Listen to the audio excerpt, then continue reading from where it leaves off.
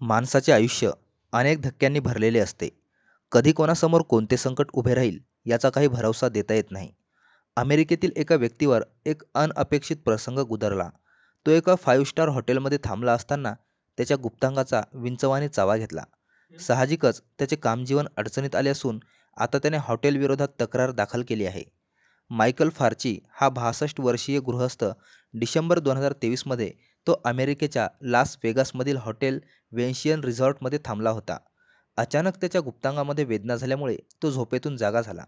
तेव्हा त्याला विंचू दिसला आणि हा विंचू त्याच्या गुप्तांगावर सतत दंश मारत होता. त्याने कसाबसा विंचू झटकला, पण त्याला प्रचंड वेदना होत होत्या. तो जोरजोराने आरडाओरडा करू लागला. तेव्हा हॉटेल प्रशासन मदतीला धावले. त्यांनी त्याला दवाखान्यात दाखल केले. तिथे त्याच्यावर उपचार करण्यात आले.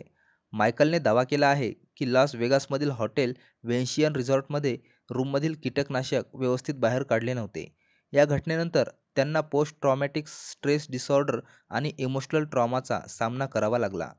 फार्चीच्या पत्नीने आरोप केला की विंचवाने गुप्तांगावर दंश मारल्यावर त्याचे वैवाहिक जीवन प्रभावित झाले आहे.